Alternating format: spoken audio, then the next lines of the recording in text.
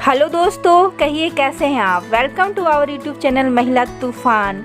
चलिए कुछ तूफानी करते हैं और कुछ नया सीख लेते हैं। तो दोस्तों, आज का मेरा टॉपिक है कर्म क्या है, कर्म के कितने प्रकार हैं। और लास्ट में मैं एक स्टोरी बताऊंगी जो बहुत ही अच्छी स्टोरी है, इंस्पिरेशन स्टोरी है, जो लाइफ का लेसन भी है। तो चलिए मैं सबसे पहले बताती हूँ कर्म क्या है। तो जैसा कि आप लोग सभी जानते हैं कि कर्म का मतलब होता है काम, और इंग्लिश में कर्म को कर्मा के नाम से भी आजकल हम कर्म को यूज करते हैं। तो चलिए शुरू करते हैं कि कर्म क्या है। तो कर्म रियल में भगवान श्री कृष्ण और भगवान बुद्ध के अनुसार हमारे विचार हैं, हमारे शब्द हैं और हमारे सोच हैं। क्योंकि हम जैसा सोचते हैं, जैसे अफर्मेशन, जैसा इन्फॉर्मेशन अपने माइंड में डालते हैं, वैसा ही हम काम भी करने लग जाते हैं। मतलब हमारा माइंड भी उसी ओर चला जाता है। तो इस तरह से कर्म हमारे विचार हैं। जैसा हम अपने बारे में सोचते हैं, हम वैसा ही बनते हैं, और लोगों की भी राय हमारे प्रति वैसी ही हो जाती है। तो इसलिए अपने बारे में हम अच्छा सोचें, अपने आप को अच्छा बोलें, तो जिससे कि हमारे विचार जो हैं वो अच्छे हों। और जो इंसान अपने विचार पर नियंत्रण करना सीख लेता है, वो इंसान अपने आप में एक महान इंसान बन जाता है। तो इसलिए हमारे लाइफ में कर्म का बहुत ही अधिक महत्व है। इसलिए कर्म के बारे में हर इंसान को एक्टिव रहना चाहिए, जानना चाहिए कि रियल में कर्म है क्या। क्योंकि वर्तमान में जो कर्म करते हैं उसी का इम्पैक्ट हमारे फ्यूचर पर पड़ता है। इसलिए कर्म हम जो कर रहे हैं प्रेजेंट में बहुत ही इम्पॉर्टेंट है। तो अब मैं बात करूँगी कि कर्म के कितने प्रकार हैं। तो दोस्तों, कर्म के 3 प्रकार हैं। फर्स्ट है क्रियमान, सेकंड संचित और थर्ड प्रारब्ध। मैं सबसे पहले क्रियमान के बारे में बात करूँगी। तो क्रियमान एक प्रेजेंट से जुड़ा हुआ कर्म है, और इसके भी 3 प्रकार है, शारीरिक, मानसिक और वाचिक। तो शारीरिक में होता है जो प्रेजेंट में हम शारीरिक रूप से कोई काम करते हैं। जैसे कि शारीरिक रूप से हम कोई मजदूर हैं तो फैक्ट्री में काम कर रहे हैं प्रेजेंट में, और अगर ओनर हैं तो ऑफिस में काम कर रहे हैं बैठ के। और मानसिक है कि मानसिक में हम थॉट हम प्रेजेंट में सोचते हैं, अपने अंदर डालते हैं, वो है मानसिक। वाचिक है कि हम अभी प्रेजेंट में जैसे मैं बोल रही हूँ, तो ये वाचिक है। तो ये वर्तमान के कर्म के अंतर्गत आता है।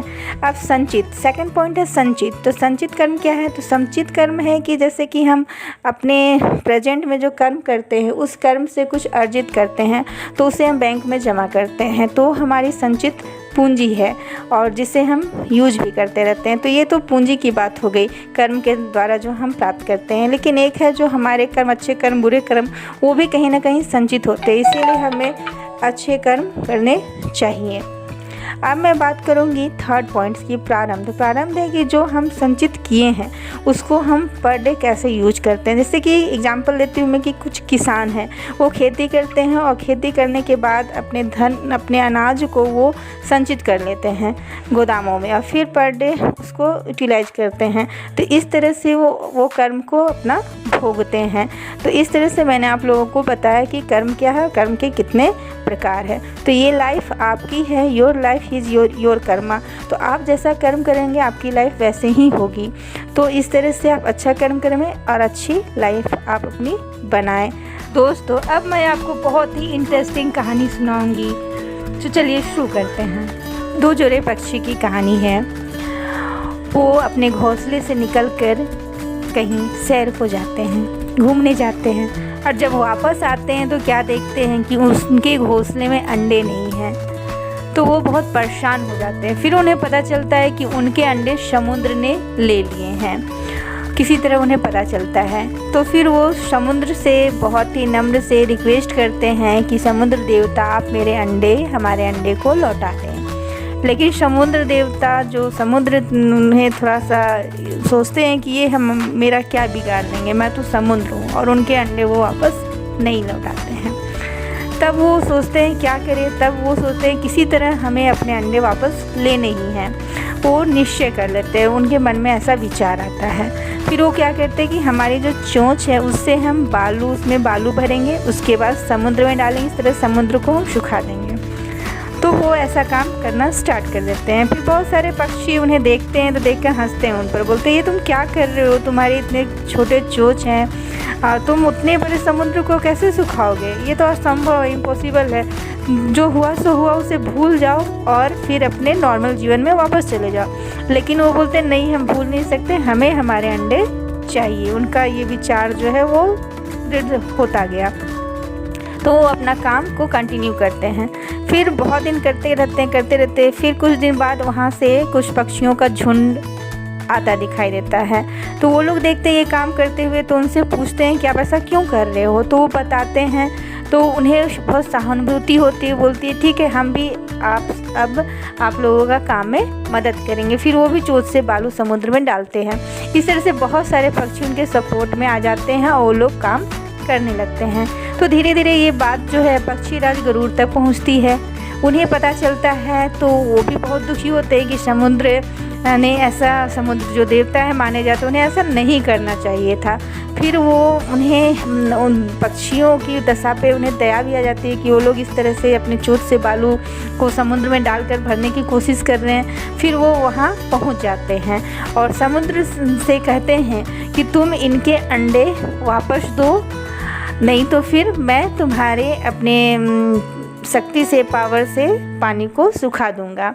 तो इस तरह से समुद्र भी जो है वो डर जाता है और फिर वो हाथ जोड़कर आ जाते हैं और बोलने लगते हैं, मुझे क्षमा कर दीजिए, मुझे माफ़ कर दीजिए, मुझे घमंड हो गया था कि ये जो छोटे हैं ये मेरा क्या कर लेंगे, इसलिए मैं नहीं मतलब अनसुना कर रहा था।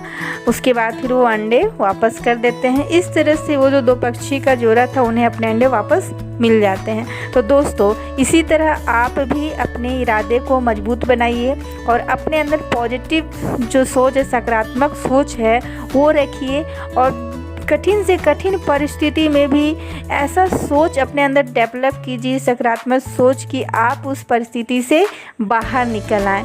ये नहीं कि आप उस परिस्थिति से समझौता कर लें या अपने आप को कोई नुकसान पहुंचा लें। तो इस तरह से मैंने आप लोगों को बताया कि कैसे एक सोच हमारे कार्य पे इफ़ेक्ट डालते हैं, क्योंकि अगर वो पक्षी भी सोच लेते जो हुआ सो हुआ और नॉर्मल लाइफ जीते तो फिर उन्हें अंडे नहीं मिलते।